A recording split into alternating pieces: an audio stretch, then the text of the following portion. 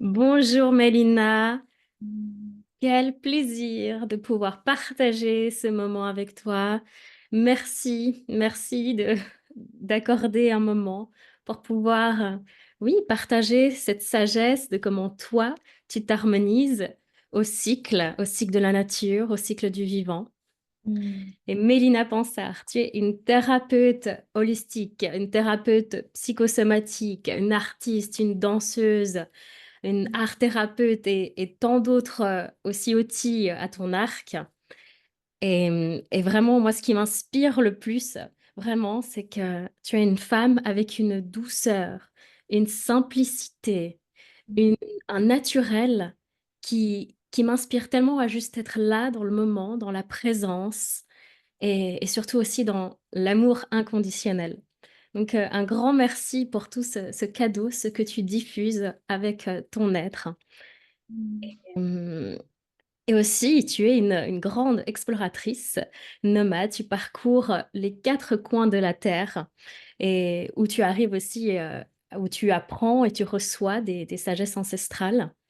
Mm. Et aussi, donc, tu crées des retraites en reliance en silence, en reliance en corps, en reliance, euh, euh, oui, en silence, en corps et en connexion avec la nature. Et dans les quatre coins de la Terre, en Égypte, en France, au Maroc, dans le désert.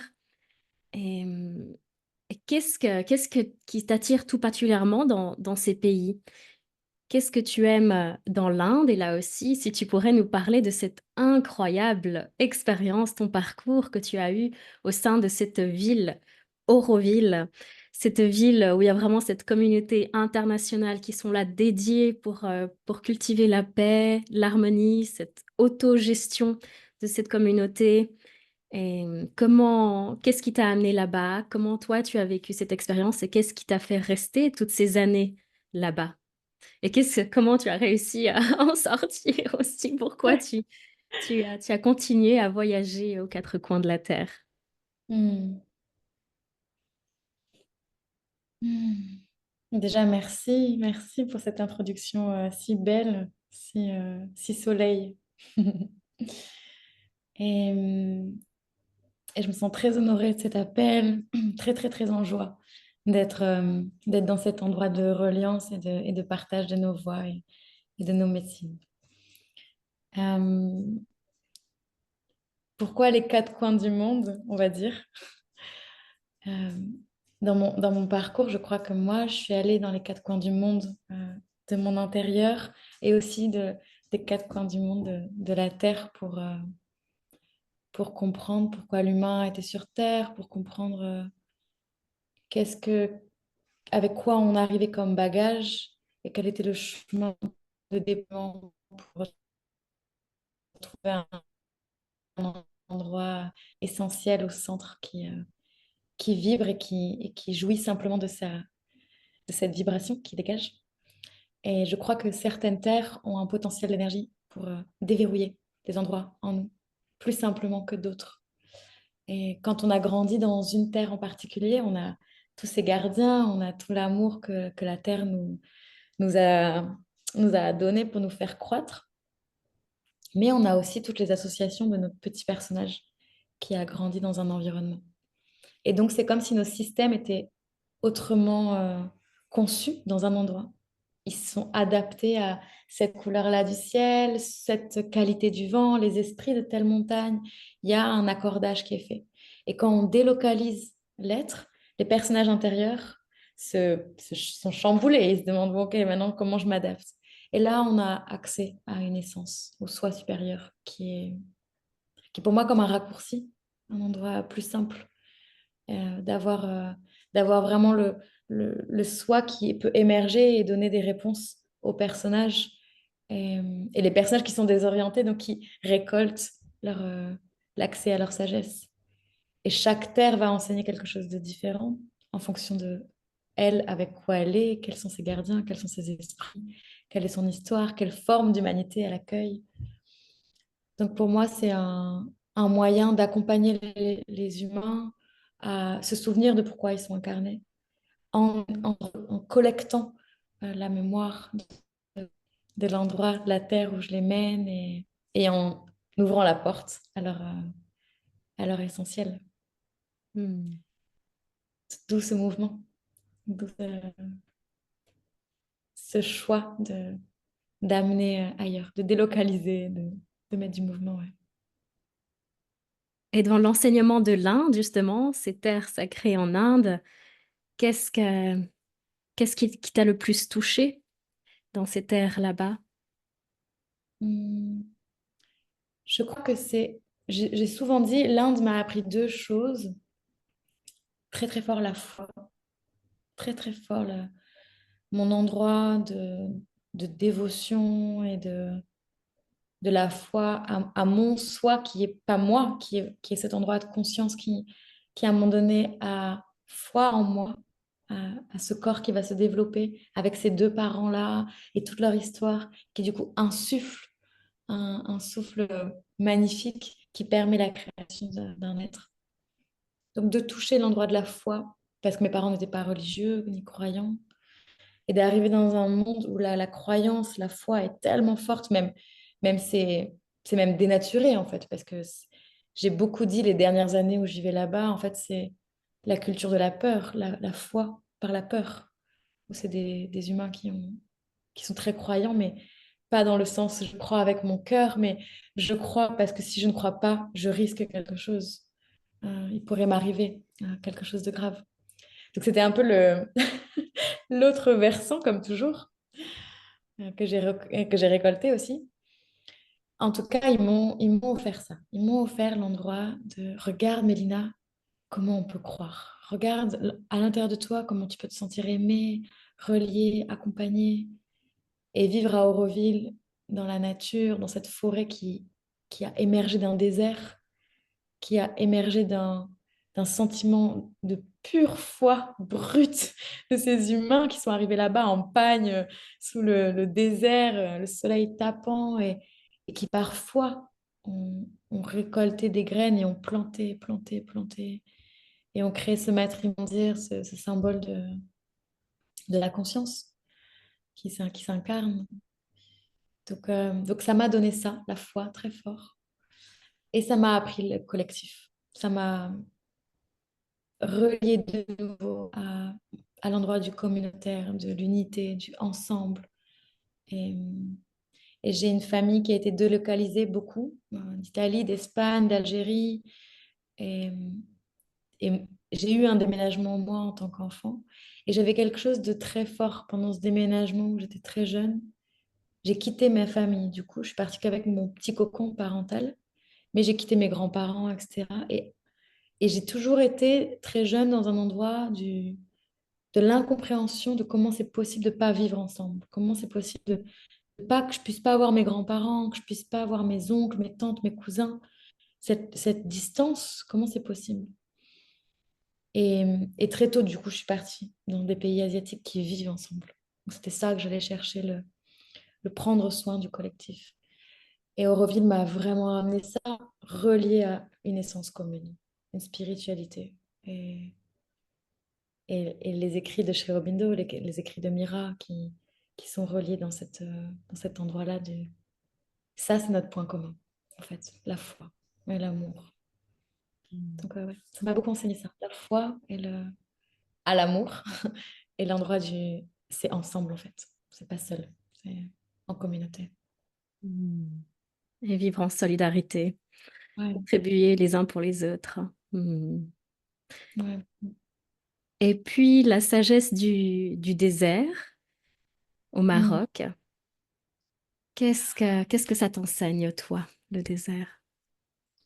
Le désert, pour moi, c'est un... Je me sens très, très reliée à lui et ses esprits. Très reliée à l'esprit du désert, mais aussi à l'esprit de ses éléments, à l'esprit du vent particulièrement, qui est très, très lié avec aussi mon être. Et, et pour moi, sa sagesse que je retransmets voilà, de manière la plus humble que je peux, c'est il va y avoir des humains qui vont se mettre en jeu avec leurs histoires dans son cœur, dans son centre, et comment lui va raisonner ce qui a besoin d'être mis en mouvement, là où de l'énergie n'a pas pu en fait trouver libération, et du coup à stagner, à bloquer, à créer ouais, des cailloux, du plomb, enfin toutes ces notions-là, ce qu'on appelle aussi les ombres. Et le désert, pour moi, de son silence et de sa pureté, accueille les esprits de base. C'est un gros nid à esprits qui sont errants et qui sont aussi bienveillants que malveillants, que errants, que accueillants, enfin, tout ce qui est. Et là-bas, amener des personnes, pour moi, permet de faire un reflet directement sur une certaine plateforme. Là, il y a de l'énergie qui bloque et ça se matérialise comme ci, comme ci, comme ci, comme ça. Et mon rôle, il est alors de pouvoir juste écouter ce que j'entends de ce silence-là pour mettre en œuvre des rituels pour que ça rebouge, pour que ça retrouve une vibration, que la vie puisse de nouveau circuler dans ses corps. Et son silence permet ça. Son accueil, même sa vue, sa vision permet vraiment ça, mettre en lumière. Absolument. Mais, prendre le temps d'écouter, oui, Ouais, et pas que parler ou chercher la transformation, mais se ouais, poser et accueillir. mm, Et et donc dans le désert, c'est beaucoup plus propice, justement, cet accueil que par rapport aussi dans la forêt. Tu proposes aussi ouais, des retraites en forêt et puis tu as aussi fondé, l'association L'école dans mm, la forêt au Pérou. mm, Et puis une autre association, Arpente le monde, là aussi, pour aider les enfants à mieux gérer leurs émotions, aussi en Asie. Tu es mm, aussi très impliquée dans le développement et la santé émotionnelle des enfants. mm. Et puis, donc, oui, dans la forêt, comment, sur ma perspective par rapport au désert, comment tu travailles différemment dans la forêt? Qu'est-ce que ça apporte d'autre d'être dans cette nature avec Alors les la arbres? forêt, c'est très relié à mon enfance. La forêt, c'est l'endroit. Moi, j'ai grandi dans 120 hectares de forêt. Hmm. Et il y avait quelque chose de très fort, de tant de gardiens, tant d'énergie, tant d'âme, tant d'histoire, tous ces animaux, tous ces insectes, tant de vie, tant de vie, tant de bruit. Et, et donc, ça amène pour moi vraiment l'inverse. Pour moi, une rivière, par exemple, c'est vraiment un enseignement très fort de son bruit, de sa puissance, dans comment, même si c'est un ruisseau, mais par sa mémoire de l'eau, de comment elle contient l'histoire de la Terre, de l'émergence de la vie sur la Terre, et comment elle va aller, par sa puissance, nettoyer ça. Les arbres, pour moi, c'est la même chose, de leur réseau de racines, comment ils vont récolter les informations et les ramènent jusqu'à notre souffle, notre inspire. Et voilà, et toute cette vie qu'il y a autour. Donc, c'est un moyen d'être très, très, très relié au vivant qui pulse, au vivant qui a besoin d'émerger, au vivant qui attend, en fait, qui attend d'être saisi. Et c'est vraiment le contraire de ce désert qui emmène l'endroit du silence pur comme reflet. Là, on vient chercher le bruit comme reflet. On vient chercher toute la vie, mais qui vraiment nous saute à la figure pour retrouver aussi une forme de silence au-dedans. Et travailler avec d'autres guides, d'autres esprits qui sont beaucoup plus liés aux esprits vivants, beaucoup plus liés aux esprits incarnés et qui eux aussi jouent le jeu terrestre, qui est moins le cas de l'esprit vivant et tous les esprits errants qui dansent de manière invisible dans le désert. C'est très C'est beau, pas le donc même on point. vit autant. Pardon. On vit autant justement cette intériorité, ce silence, que vraiment cette mise en lien, cette connexion avec les autres et la nature. Il y a vraiment, on vit ces deux extrêmes pour trouver son harmonie entre deux. C'est très beau. J'aime beaucoup ce que tu proposes. Mm. Il y a aussi un parcours dans la maladie que tu as réussi à transformer, vraiment à trouver cette voie de l'auto-guérison, où très jeune, tu as été atteint d'une maladie auto-immune qui t'a pas rendu la vie facile et où aucun médecin dans la médecine occidentale a pu non plus te rendre la vie plus meilleure. Donc tu as pu trouver, tu es allé sur ton chemin et tu as trouvé des voies qui t'ont des clés qui t'ont permis de transformer cette douleur. Et comment justement tu dépasses quand on est pris dans cette emprise de la douleur, le désespoir, l'agonie de la douleur, comment tu arrives à être en paix et comment tu Mmh. arrives à en sortir et la transmuter? Quels ont été les éléments essentiels qui t'ont permis cette transformation? Mmh.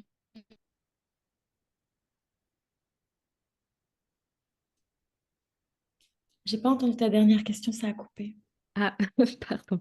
Donc je disais, quelles sont les clés qui t'ont permis de vivre cette transformation, de sortir de l'emprise de la douleur, où il y avait pu avoir de crises de douleur jusqu'à perdre connaissance, pour réussir à être en paix dans dans ce que tu vis et jusqu'à réussir à en sortir et à en guérir? Mmh. Je dirais qu'il y a plein, plein de choses qui m'ont accompagnée. C'est énorme parce que c'est vraiment, en fait, il y a des humains qui ont eu plein d'expériences diverses et variées dans leurs adolescences et sont beaucoup nourris de plein d'expériences. Mon expérience, c'était la guérison. Donc, c'est du coup beaucoup dans un seul sujet. Euh, Globalement, il y a eu toute une période de refus, forcément, de cet endroit-là. Et donc, plus je refusais, parce que j'étais très jeune, plus je refusais, plus la douleur était difficile. Et le refus donne le contraire, du coup, donne l'endroit qui n'est pas aimé. Donc, la psyché va vouloir rentrer dans l'espace de souffrance pour, euh, pour lutter contre la douleur, en se faisant plus souffrir. Et, et donc ça a été toute une grande partie de mon adolescence, cette compréhension-là, pour qu'en fait, je puisse arriver vers mes 18 ans dans l'endroit qui dit oui, dans l'endroit qui adoucit, qui ouvre et qui laisse la place. Et aussi, je crois, les crises étaient tellement de plus en plus fortes qu'elles m'enlevaient la conscience, elles m'enlevaient l'esprit du corps. Et donc, où je me battais, mais en fait, à un moment, le fait de me battre tellement fort, le corps ne pouvait plus m'héberger, donc je quittais, donc je ne pouvais plus me battre. Je devais rendre les armes. Et il y a eu tout ce travail-là que mon corps m'a enseigné comme un grand maître. Tu peux te battre, mais regarde, quand tu es hors du corps, le corps fait, et tu peux plus te battre. Donc, qu'est-ce que tu choisis? Est-ce que tu préfères pas rester dans le corps et accompagner le processus, mais en être gardienne, ou quitter le corps? Mais du coup, c'est jouer à mourir, parce que tu sais pas quand est-ce que tu reviens. Et il y a eu cette deuxième phase que j'ai expérimentée pendant un moment de non, je reste, malgré la douleur, je vais pas partir cette fois-ci. Je reste dans la douleur et je dis oui, oui, pour que ça puisse faire de la place, adoucir. Et le yoga m'a énormément aidée.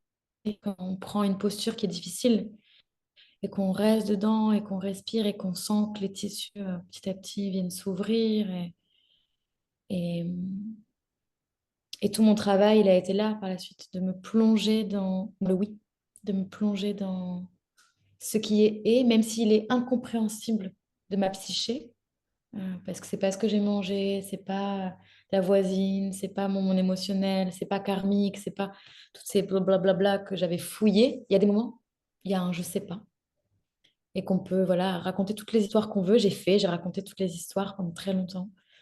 Euh, et aussi, voilà, raconter les surplus d'histoires. J'ai essayé toutes ces méthodes.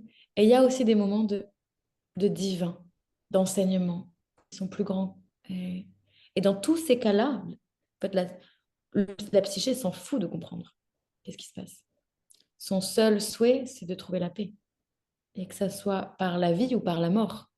Mais qu'il y a un endroit qui soit paisible, qui soit en amour avec ce qui est. J'ai beaucoup travaillé là pendant 5 ans. Les 5 dernières années, j'ai fait que, mais vraiment que, étudié les travaux de Bonnie Bainbridge Cohen. Et, c'est vraiment une femme où je trouve beaucoup de liens avec mon histoire. Et il y a un jour, elle disait comment tout ce que je perçois, et dont cette douleur, ce n'est simplement que de l'information. Il y a eu vraiment un déclic là en fait, je peux être dans la pire des souffrances, et si ce n'était juste qu'une information, que mon mental ne s'est pas processé, et donc me dit, aïe, mais en fait, peut-être que c'est miam, peut-être que c'est waouh, peut-être que... Et finalement, si c'était juste une info, et que j'apprenais à détourner l'endroit ouais, qui met le label, qui dit ça c'est douloureux, ça c'est la mort, ça fait mal, ça. Et donc ça crée de l'espace. Ça crée de l'espace, ça détend et ça accepte, ça dit oui, peu importe. Et tu as appris à comprendre toutes ces informations qu'elle venait t'apporter. Mm. Qu'est-ce qu'elle a envie d'être mis en lumière? Mm. Et puis, aussi dans les clés de l'incarnation, qu'est-ce qui permet de mieux vivre notre incarnation et d'être dans le corps pour cesser de fuir sur d'autres plans? Qu'est-ce qui est important de purifier?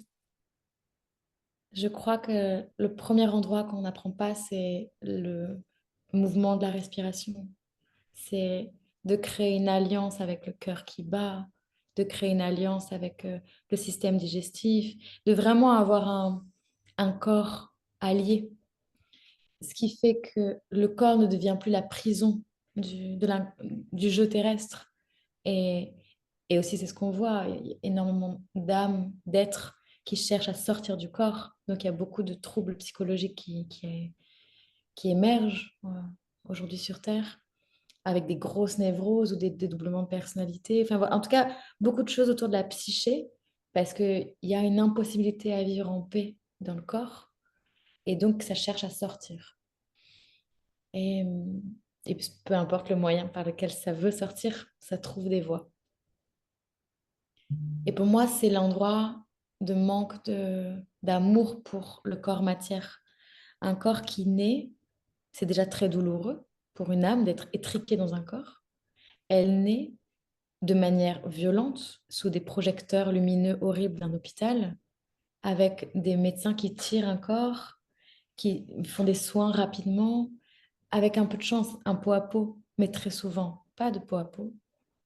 Donc, pas d'amour direct, qui fait que les cellules vont se gorger de présence, de soutien, d'amour. Et par la suite, et un système qui nous coupe, parce qu'il ne faut pas trop aimer, il ne faut pas trop donner, il ne faut pas être trop aussi. C'est ça.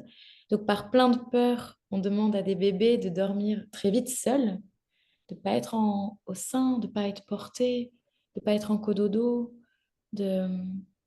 puis maintenant d'aller à l'école à 3 ans. Il y a quelque chose de très fort, en fait, qui est décollé, de ne pas être massé, touché. Enfin, et tout ça ne permet pas que l'âme se sente à la maison dans le corps. Ça lui donne déjà un endroit de distance avec ce corps temple dans lequel elle vit. Et ça va faire que s'exacerber parce qu'on est dans une société qui coupe complètement l'espace entre la psyché et le corps. Et donc le seul reflet que la psyché a du corps, c'est le corps meurt. Et quand je vois, je commence à ouvrir l'espace pour des personnes qui sont pas allées dans un travail spirituel et qu'on commence par la méditation en silence, d'écouter ce qui est là, c'est toutes les angoisses de mort qui remontent. Parce que s'asseoir dans son corps, c'est sentir qu'il y a toutes les secondes des milliers de cellules qui meurent. Et, et c'est passer ça pour sentir que toutes les milliers de secondes, il y a des centaines de cellules qui prennent vie et qui prennent vie grâce à l'amour, grâce au toucher, à la présence. Donc je crois que c'est vraiment l'endroit de l'éducation qui, euh, qui peut accompagner à cette ère-là, à ces âmes qui s'incarnent, de trouver famille, de trouver sens à être incorporé. ouais, en sécurité, ouais, se sentir en sécurité dans le corps. Mmh. Mmh. Oui, là, comme tu le relèves justement, très jeune en tant qu'enfant, dans notre éducation, dans toute notre culture, on cherche vraiment à autonomiser, vraiment chaque être, mais au final, à quel prix? Et surtout, cette autonomie vraiment finit par sombrer dans des dépendances, tant affectives que des modes compensatoires, des addictions. Et donc c'est vraiment très beau ce travail où justement tu nous réapprends à s'accompagner, à s'écouter, à prendre soin, à s'adoucir. C'est vraiment essentiel d'avoir cette partie dans sa vie pour réussir ensuite à être plus doux, ouais, effectivement, dans toutes nos autres relations. Mais réussir à avoir ce courage d'aller d'abord être doux avec ce qui est là, avec son corps, son être, son cœur. Mmh. Et dans l'océan aussi, tu fais donc des retraites, proches de la mer aussi. Qu'est-ce que, qu'est-ce que tu as envie que l'océan et la mer viennent apporter dans l'accompagnement, dans cette connexion? Mmh. Pour moi, c'est l'endroit de la mémoire de ce que je disais un peu tout à l'heure avec la rivière. L'eau, elle m'emmène ce premier jet de vie, donc ce potentiel d'énergie qui, à un moment donné, s'est condensé pour que la conscience s'est condensée tellement fort pour jaillir et explorer un endroit où elle peut donner vie à des bactéries, à des cellules, etc. Et c'est le nid du jaillissement, je dirais. Donc, amener des personnes dans des bains salés, dans l'océan, dans la mer, dans les rivières, pour se souvenir de la bénédiction d'avoir un corps cellulaire, d'avoir un corps d'eau, que c'est là d'où on vient, et aussi de toute la mémoire qui est dans cette eau.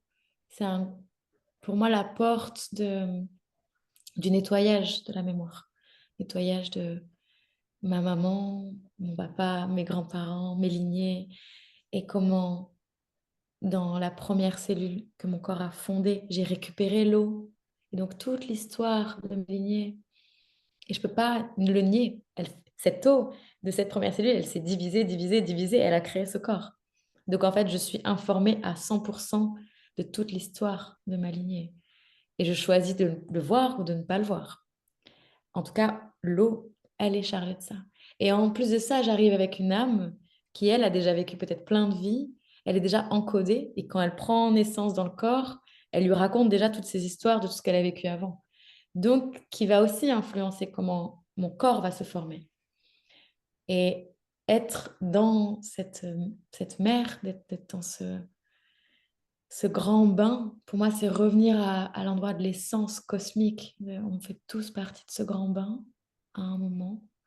On a tous accès à la mémoire du monde. Elle est là, dans l'eau, dans ce potentiel-là que je peux charger, énergétiser, transformer, qui peut tout guérir. Tout, tout, tout, tout guérir. Et même tout refaçonner. Parce qu'une eau chargée, elle peut vraiment donner un nouveau design à mon ADN. C'est, et c'est pour ça qu'il y a énormément de médecins qui se font enfermer quand ils parlent de l'eau. Parce qu'elle a vraiment la puissance, la sagesse de guérir, de tout guérir, de tout remettre en ordre. Mmh. Mm. Un élément très malléable et flexible, oui. Et tant puissant, tant puissant. Mmh.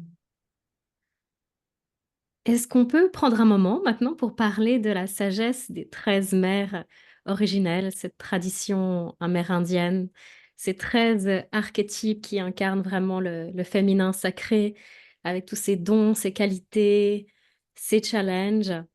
Et est-ce que voilà, est-ce qu'on peut explorer un peu les 13 mères? Par exemple, commencer par celle de novembre là, la grande femme qui marche avec, justement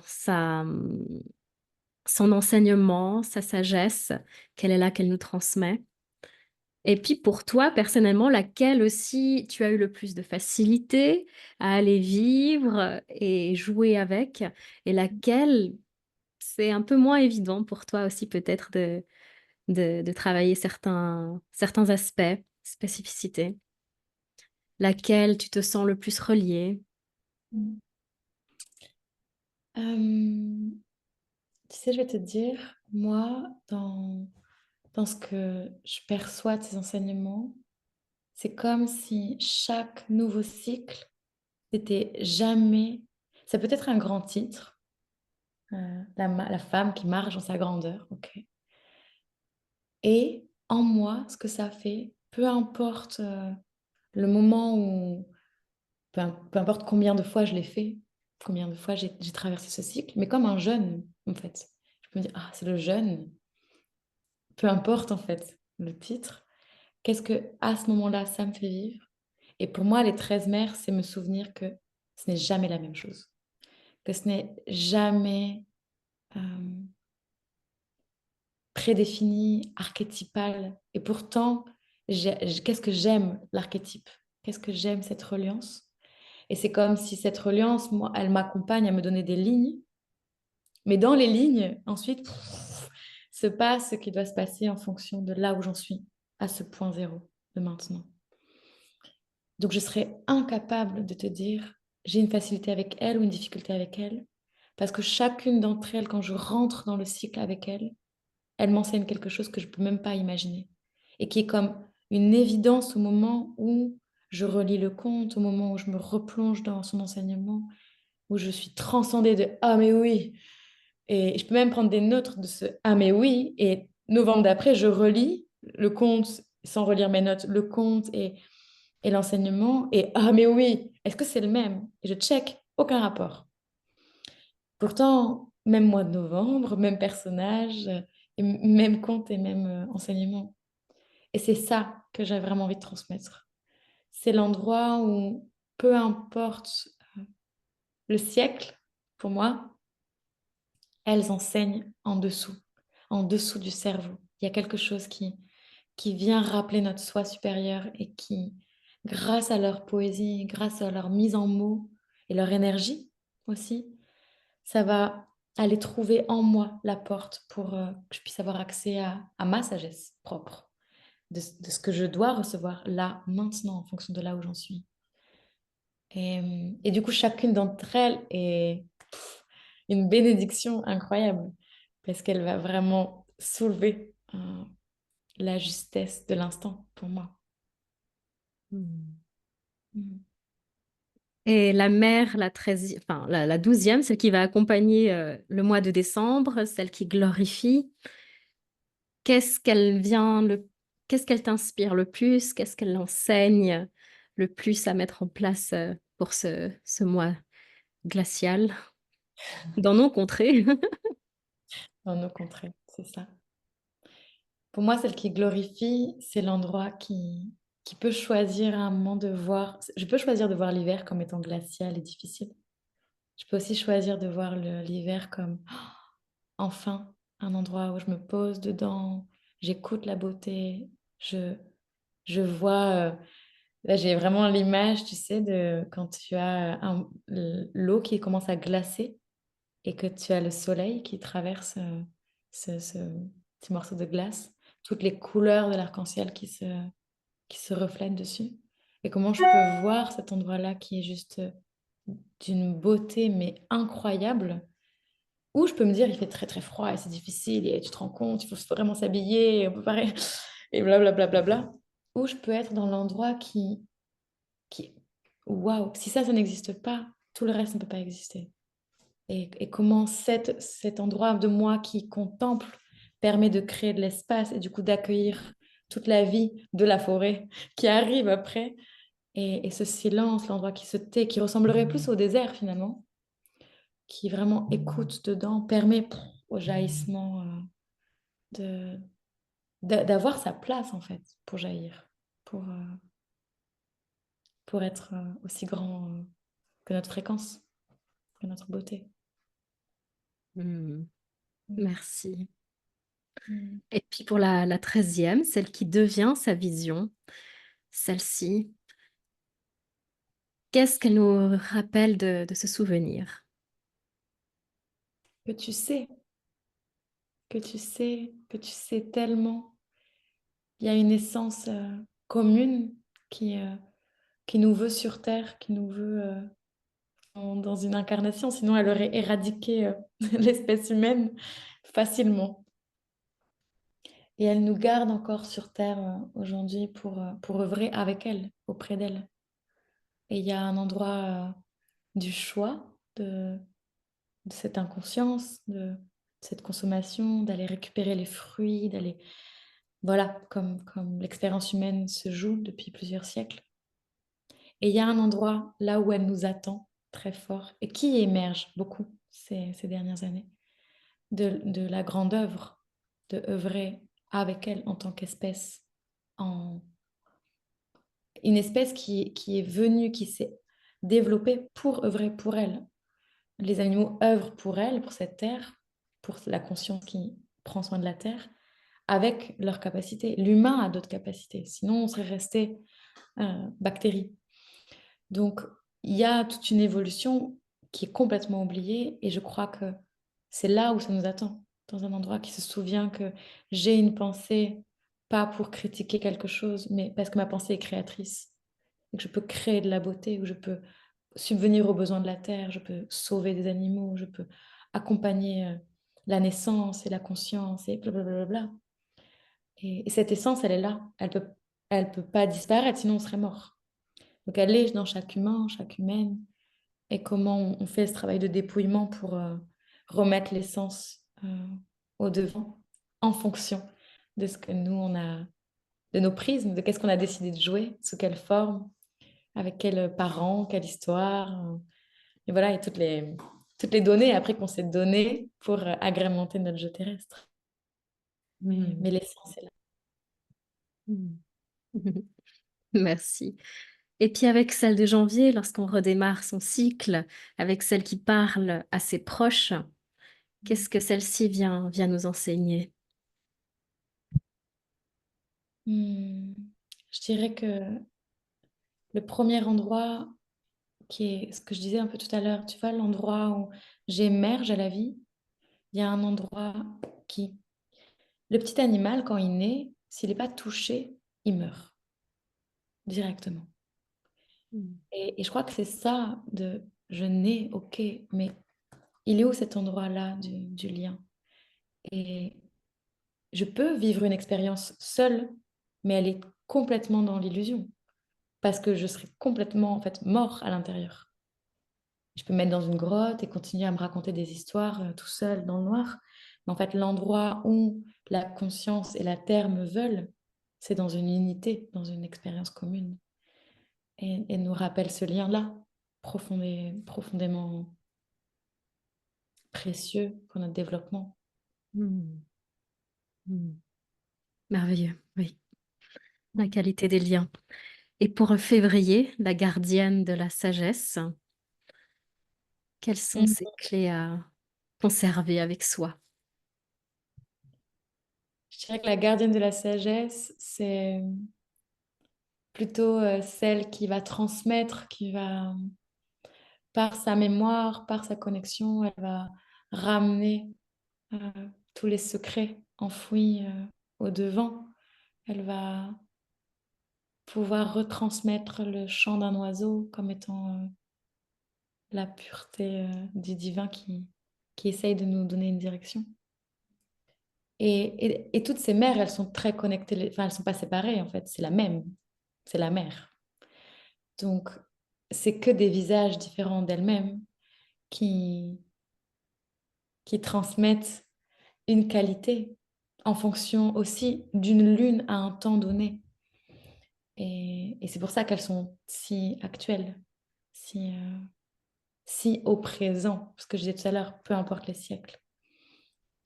Donc oui, cette sagesse qui est là, qui est innée et qui est permanente. Mmh. Le Et au silence. mois Pardon. pardon.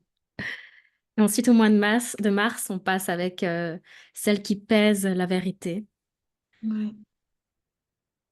Il y a quelque chose de très fort dans l'enseignement des femmes, pour moi, de,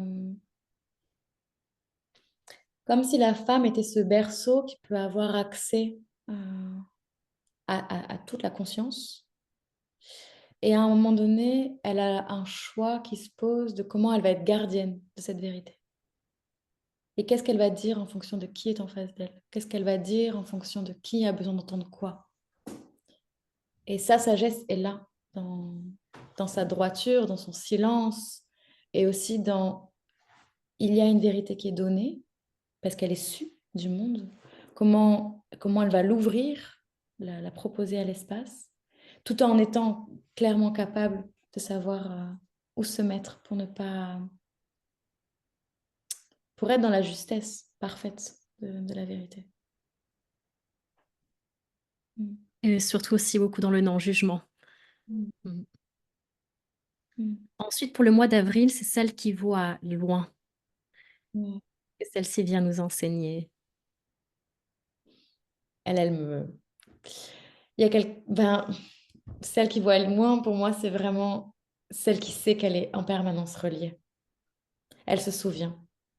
Elle se souvient que elle a accès à tout ça en permanence et qu'elle peut le retransmettre, qu'elle peut ouais, avoir quelque chose où il n'y a pas d'espace-temps, il n'y a pas de dimension, il y a pas, tout ça n'existe pas.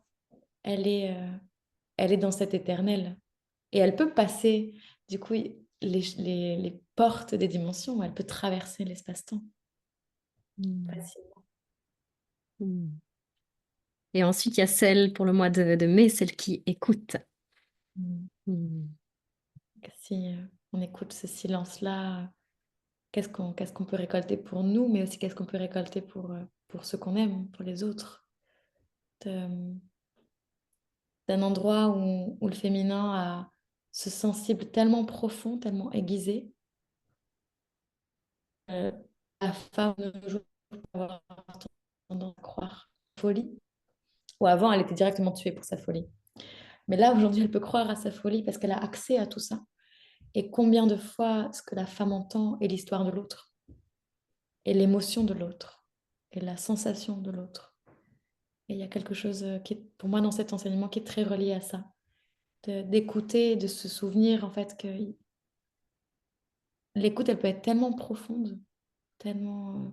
Le féminin a cette qualité Mmh. d'entendre les messages qui sont muets et, et de les retransmettre à partir de ses ressentis corporels, de ses pensées et Mmh. de ses offrandes par ses mots. Mmh. Qui est vraiment la base du respect pour moi aussi. C'est grâce à cette écoute que le respect peut naître. Ensuite, au mois de juin, la conteuse. Qu'est-ce Oui, qu'elle veut? transmettre. Mmh. Ouais. De tellement transmettre à nos proches, à nos enfants, de leur insuffler cette écoute, de leur insuffler la beauté, la poésie, la mémoire de nos ancêtres, de tous ceux qui sont passés avant nous, qui ont ouvert les portes pour nous, qui ont permis le chemin. Mmh. Mm. Ensuite, celle qui aime toutes choses au mois de juillet. De cette grande éclosion qui regarde avec tes yeux pétillants comme là, euh, de ce moment où le soleil, il est tellement le roi et, euh, et quelle chance qu'il prenne sa place en tant que roi à ce moment-là, à illuminer le monde. Et je crois qu'elle me parle aussi de ça, de, ouais, de briller avec, de briller peut-être autant que le soleil, que comme un fragment de lui, une continuité de lui. Mmh. Et puis la guérisseuse du mois d'août, Mm. qu'est-ce qu'elle vient nous transmettre? Elle nous réouvre la porte en tout cas dans mon intérieur, elle me fait beaucoup écho à ces chemins qui ont été, j'en parlais un petit peu tout à l'heure, mais toutes ces femmes qui ont la sagesse qui a été vraiment brûlée, mise de côté et anéantie. Comment la femme se souvient que dans son corps cellulaire, elle a ce pouvoir de guérison, d'accompagnement, par sa capacité à laisser traverser, par son utérus, à recevoir directement les enseignements de la terre. comment elle se souvient qu'elle peut simplement guérir par ses mains, par sa présence, parce que c'est un être de pur amour et qu'elle a tellement l'amour en elle. Mmh. C'est celle qui donne la vie, qu'elle peut tout guérir, qu'elle peut tout guérir. Mmh. Ensuite, la femme du soleil couchant pour le mois de septembre, qu'est-ce qu'elle vient nous enseigner dans son évolution spirituelle? C'est celle qui commence à accepter, à laisser aller. Mmh. Il y a quelque chose, c'est aussi ce mois de septembre qui va amener un endroit de: «OK, là, le soleil devient de plus en plus, hem, timide», j'allais dire. Quelque chose où il rentre un peu, il a pris sa place de roi et il commence à rentrer, un peu plus dans le noir. Et comment j'accompagne ce processus, comment j'accompagne en tant que gardienne la terre dans ce processus-là et je prépare, en tant que nourricière et protectrice, je prépare la saison qui arrive. Donc j'accompagne ce soleil, mais j'accompagne ces animaux, j'accompagne ces végétaux, ces minéraux, ces élémentaux à rentrer eux aussi dans un endroit d'introspection par, par une autre forme de douceur, une autre forme d'écoute. Mmh. Et puis la conteuse pour le mois d'octobre, quel processus elle nous invite, à vivre? Elle est celle qui va, raconter aussi pour, mettre, cet émerveillement, mettre cet endroit. C'est plus je te raconte pour que tu choisisses ton expérience, c'est plus je te raconte pour que tu sois maître aussi de ton expérience, mais c'est plutôt quelque chose que je te raconte pour que tu te souviennes de vraiment plus grand. Que cet hiver qui arrive, tu sois chargé de ce souvenir, tu sois chargé de ces informations, qui ne sont plus que celles de tes ancêtres, mais qui s'élargissent à aux étoiles, aux histoires de Jupiter, aux histoires des peuples extraterres et intraterres. Il y a quelque chose vraiment qui vient s'élargir pour que l'enfant, l'adulte, la femme puisse voyager avec ce monde, intérieur de manière, à récolter pour la prochaine saison, pour Mmh. avoir de nouvelles pousses, de nouvelles compréhensions, ouais. Mmh. Et ensuite, ben, on retourne sur, celle de notre mois de novembre, la grande femme qui marche. Donc on a fait le tour. Mmh. Merci, merci beaucoup et donc tu proposes un accompagnement des temples de lune chaque mois, sur tous les mois de l'année, pour vraiment aller explorer en profondeur tous les aspects de ce féminin sacré que vient nous offrir chacune des mères originelles. Que j'invite vraiment toutes les personnes intéressées, à suivre ce cursus. Mmh. Et puis aussi en ce moment, bah, quels sont tous ces autres projets qui te tiennent, à cœur avec toutes ces retraites en reliance? Est-ce qu'il y a aussi d'autres, peut-être projets qui sont en ce moment en train d'être, mis en place, que tu as envie de nous en parler? Hem, Ouais, il y a, alors j'écris beaucoup depuis longtemps.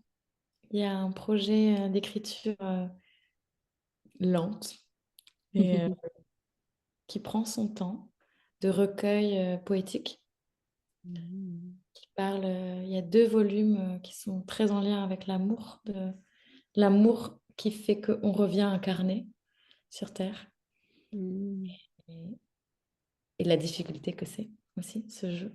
Donc il y a 2 volumes de ces textes-là et un projet d'écriture de plutôt romancé, d'une Mmh. histoire de guérison Mmh. et de tous les je parle beaucoup des transferts qui s'y passent, de comment la psyché a besoin de sortir d'elle, de projeter sur l'autre, pour guérir et du coup, à quel point la relation est l'endroit de la guérison. Mmh. Donc ça, c'est un peu les petits œufs qui couvent là et après, il y a ces retraites qui continuent à se déplacer dans le monde.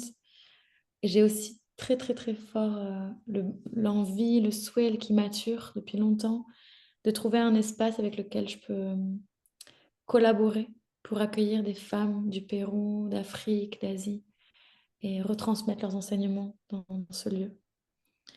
Donc il y a cette envie-là de, ouais, d'une terre qui a envie de retransmettre des enseignements du féminin par des représentantes de ces sagesses et de ces visions. Donc voilà, il y a ces danses autour et puis plein d'autres choses de poétique, de chant, de la danse dans mes projets artistiques. Et La danse a une grande place dans ta vie, oui, la danse et le chant aussi de plus en plus.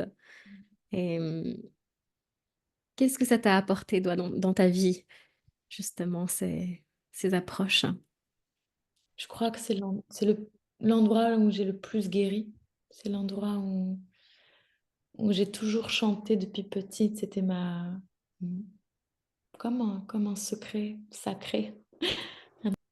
Ce chant m'a vraiment permis par la suite de me relier à l'endroit de ma foi, par l'Inde, etc.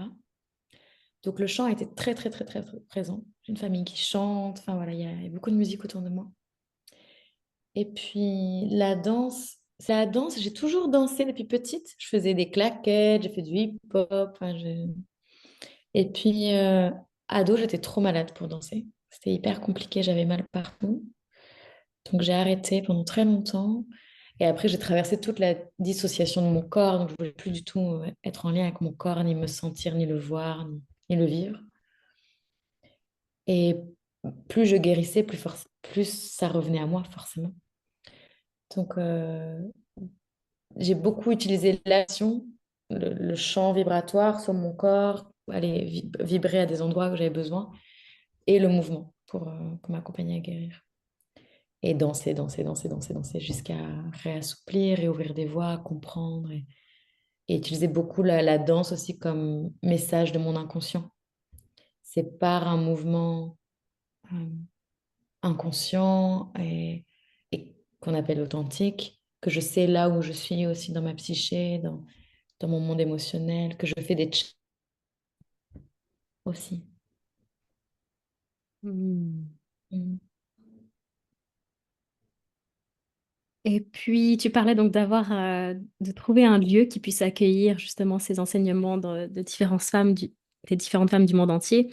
Est-ce que tu as comme une préférence, un pays qui te, hein, qui fait plus vibrer ton cœur? J'ai C'est comme si l'Inde avait été tellement mon nid pendant longtemps que là, je sens que je passe à autre chose et c'est très agréable. Et j'ai beaucoup d'humains que j'aime, que j'aime.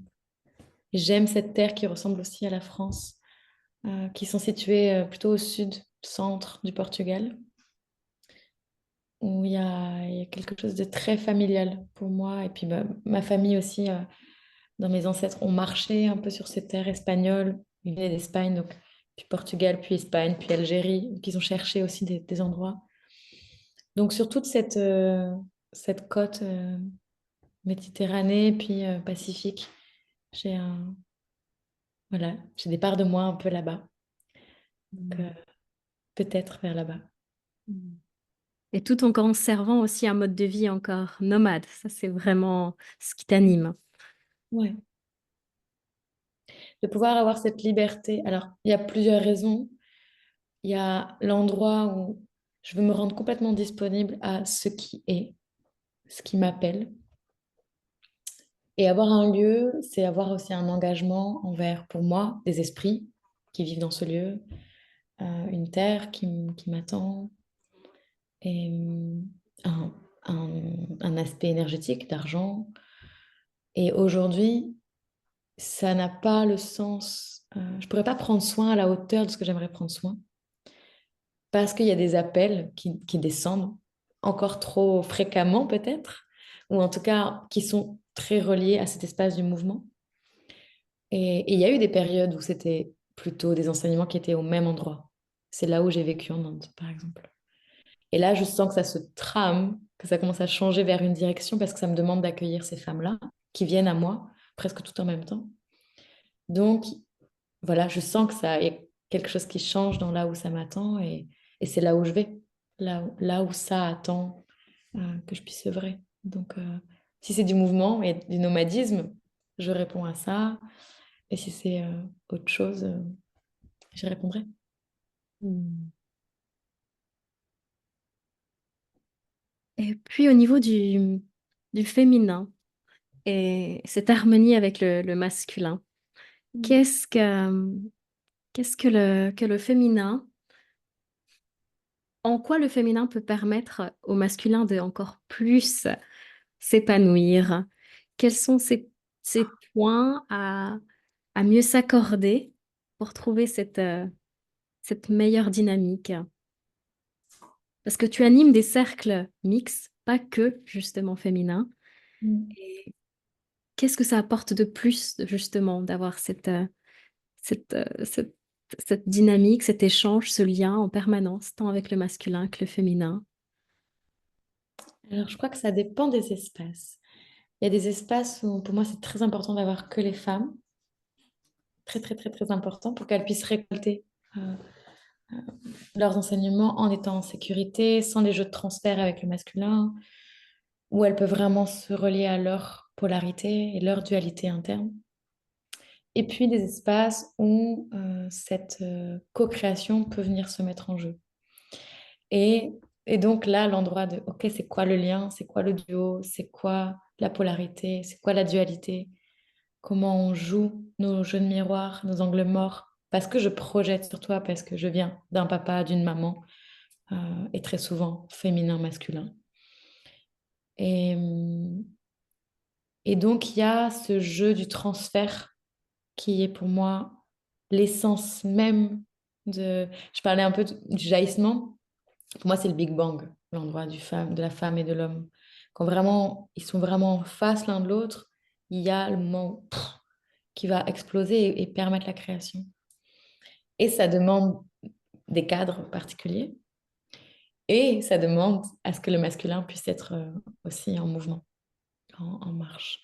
Et je crois que là, il y a un appel très fort à ce que le féminin se réaligne pleinement avec sa sagesse, son pouvoir, sans, en quittant la honte, en quittant la culpabilité, en quittant les doutes, en quittant toutes les je ne suis pas assez, ou c'est pas vrai, ou blablabla, parce elles le savent profondément en elles, qu'elles sont ça, qu'elles sont ces gardiennes de toutes ces mères qu'on a vues, et de, voilà, et tellement d'autres choses.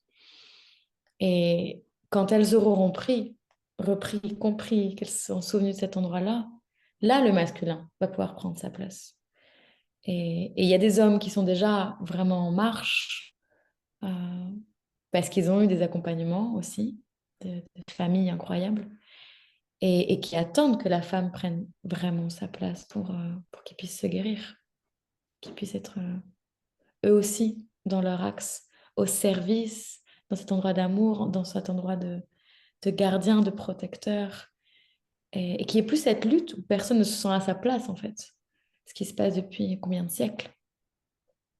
L'homme et la femme sont complètement dénaturés et perdent leur identité, perdent leur complémentarité, et même leurs dualités ne sont plus claires. Elles sont même plus bien polarisées, si je peux dire. Donc, Mmh. Et quel est le oui, danger pour la femme après, si elle va justement perdre sa polarité et pareil pour l'homme? Quels sont ouais. quels sont les dangers? Bah, c'est ça, c'est ce jeu qu'on voit aujourd'hui dehors. C'est juste, on n'a qu'à ouvrir les yeux et voir ces jeunes femmes qui ont 14 ans et qui mettent des coups de poing dans la rue à des inconnus parce qu'elles sont bourrées de colère de, de- qui vient de générations passées et, de la énorme violence, énormément de contrôle. Et du coup, ben, ça donne des femmes qui ont des cancers dans tous les sens parce que le corps endocrinien tire, parce que elles essayent d'être doubles, d'être leur féminin, ce qu'elles sont, dans l'accueil, dans l'amour, dans leur compassion, et en même temps leur masculin. Mais au lieu qu'ils soient les deux régulés pour faire une unité, les deux sont au maximum pour faire un duo. Sauf qu'elles ne peuvent pas être deux, elles sont un. Donc il y a un endroit où le corps du coup s'enflamme et créer, en plus de, voilà, de tout le jeu terrestre du moment, va créer des dissonances.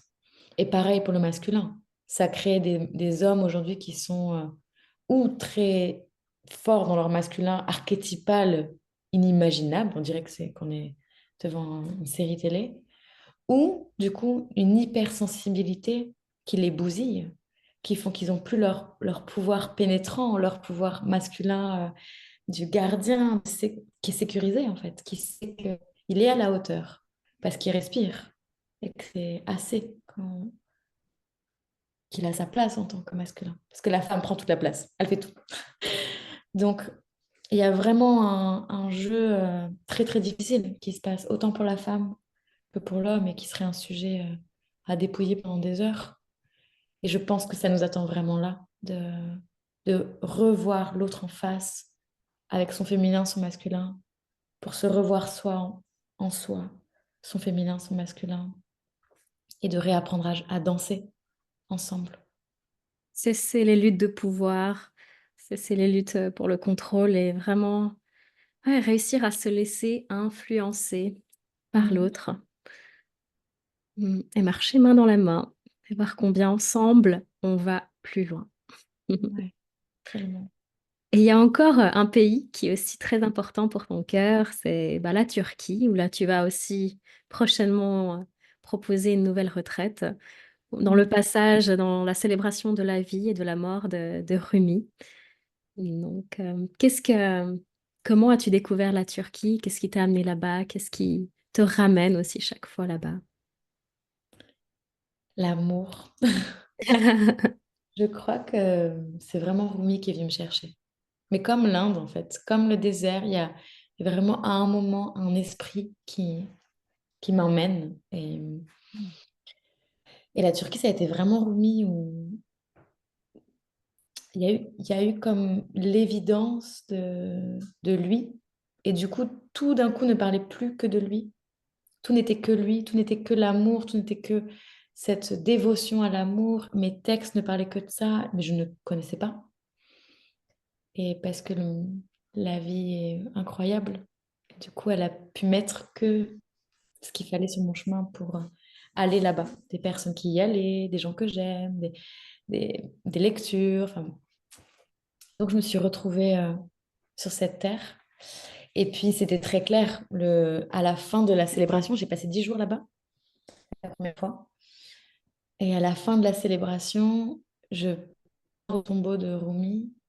Et en fait, je suis prise dans une discussion. En fait, je vais seule pour méditer. Et puis, quelqu'un me rejoint au dernier moment, juste avant de rentrer. Et du coup, il me discute. Il discute avec moi. Ce qui fait que il y a vraiment cet endroit de il me discute. Il y a quelque chose où je sors de l'endroit où j'étais en présence. Est-ce que je parle? Je suis un peu dans un espace du nous. Et je rentre dans le niveau du tombeau. Et en fait, je me suis fait électrochoquer. Mais vraiment, je suis restée collée contre la porte. Et je lui ai demandé de partir. Je me suis agenouillée, puis accroupie, puis la tête sur le sol pour demander pardon d'être rentrée hors conscience, alors qu'il m'avait appelée pour venir jusqu'à là. Et c'était très très fort et je suis restée là à méditer, à être en lien. Et il y a eu comme si j'avais chargé tous mes corps de cette énergie sans savoir ce qui se passait, parce que je ne savais même pas en fait que j'étais au tombeau de Rumi. Parce qu'il n'y a pas marqué tombeau. Enfin, on rentre dans un endroit, mais on ne sait pas quand est-ce qu'on arrive dans la pièce. Il y a aussi de la déco, des œuvres d'art. Enfin, donc c'était vraiment radical comme électrochoc. Et par la suite, en sortant de cet endroit, il y a eu vraiment l'évidence de, en fait, ok, j'accompagne là-bas. J'accompagne là-bas à recevoir cet enseignement, à être touché par cette grâce, à tourner pour l'amour, jusqu'à la perte de soi pour se souvenir que je suis un soi supérieur. Et au silence, encore une fois, pour entendre. Et ce silence-là, c'est un silence bruyant. C'est un silence qui chante, qui prie, qui danse, qui lamente, mais qui est vivant, qui est très, très, très, très vivant. Et, et, et pas le choix, en fait, quelque part. Un endroit voilà, qui parle pas à mon ego, Mélina, et ce qu'elle voulait faire de ses vacances de Noël. Il y a un endroit très, très fort de on va là-bas et on prie là-bas et, et on sert cet endroit-là maintenant. Mmh. Mmh. Et tu as vécu justement aussi ce tourbillon, cette danse, pour ce tourbillon de vie jusqu'à ce que ça t'a permis de retrouver, c'était donc ton soi supérieur et tu as réussi à lâcher toutes les peurs qui peuvent survenir durant ces moments Mmh. et comment tu le vis encore toi, cette danse? De la vie? Ce ce tourbillon de vie, Je crois que c'est je crois qu'on s'en rend pas vraiment compte, tu sais?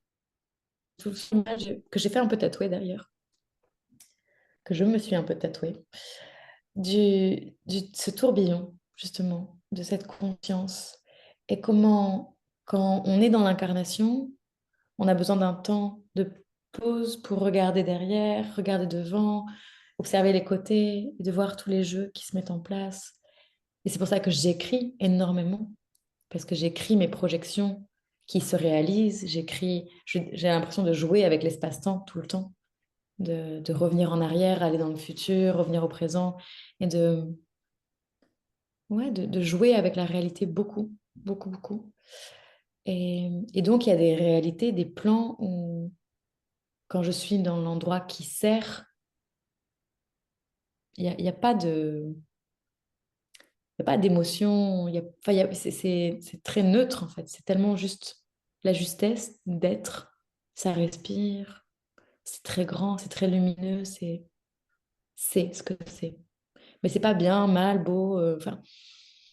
Mais quand je contemple en tant que Mélina et tous ces personnages qui jouent le jeu de l'incarnation, je contemple et la vie, oui, elle est vivante, elle est riche, elle est passionnelle, elle est destructrice.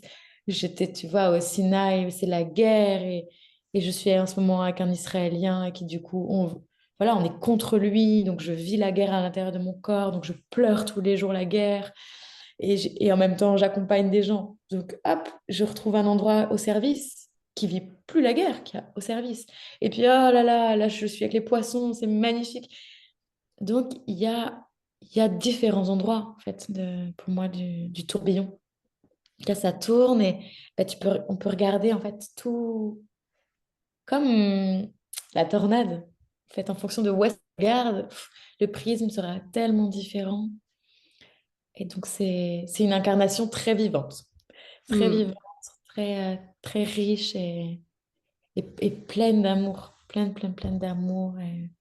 Mais qu'est-ce qui peut être important de réussir à lâcher pour rentrer dans ce rythme vraiment circulaire et ne plus se laisser justement distraire et aller dans tous les sens pour vraiment garder et maintenir ce mouvement circulaire de vie? Je pense vraiment que ça commence par s'écouter, s'asseoir et écouter le cœur qui bat, méditer. Et là, il y a comme déjà l'endroit qui commence à émerger, l'étincelle.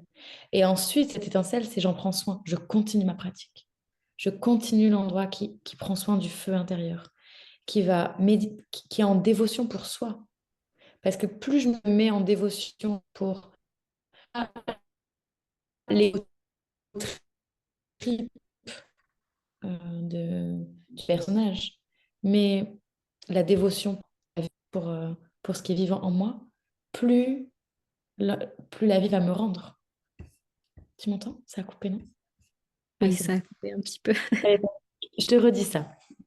Je te disais que pour moi, c'est vraiment plus je me mets en dévotion, pas pour mon ego, mais pour le cœur qui bat, le cadeau du corps, le cadeau d'avoir choisi ses parents là, de les regarder vraiment en dévotion pour le soleil qui se lève et qui se couche, donc que je récolte chaque lever, je récolte chaque coucher. Plus là, je me mets en dévotion pour le vivant, plus le vivant me reconnaît et se met en dévotion pour moi. Et là, il y Mmh. a un jeu qui... C'est toi, c'est moi, c'est moi, c'est toi, c'est nous, c'est nous, c'est nous, c'est soi, c'est le soi, c'est le soi, c'est le soi, c'est le... Et, pff, La vraie et, réciprocité. Mmh. et là, le tourbillon, la dévotion de l'amour peut prendre. Mmh. Merveilleux. Mm. Et est-ce qu'on terminerait avec une prière? Une Mmh. prière pour la terre, pour le vivant, pour tous nos frères et sœurs, ou un mantra peut-être qui est très vivant en ce moment pour toi, que tu aimes cultiver? Mmh. Ouais.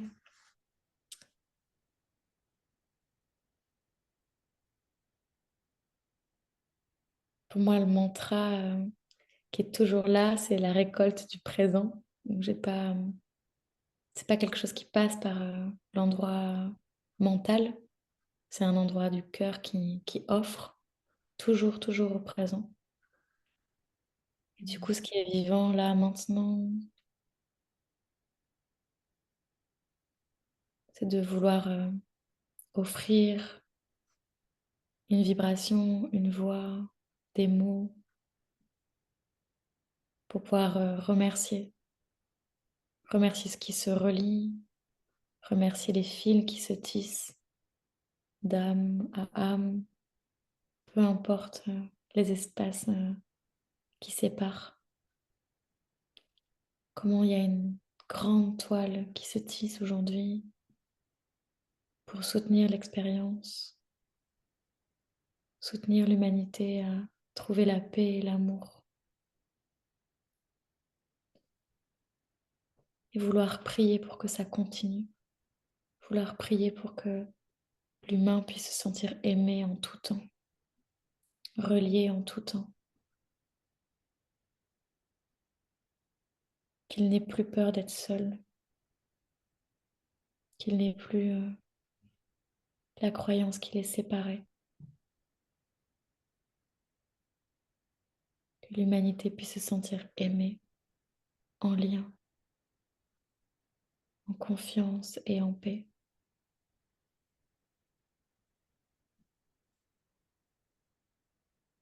et que chaque être ait le courage de vibrer à sa plus haute fréquence pour rayonner sur Terre.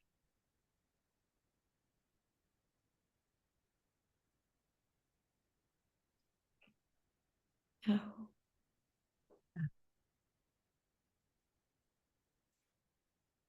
merci, merci, merci Nathalie. Merci à toi, Mélina. Mmh, Merci de nous permettre de contempler notre existence et de le vivre avec davantage d'harmonie, d'amour et de paix. mmh, Mmh. merci. Merci beaucoup pour ce très beau partage.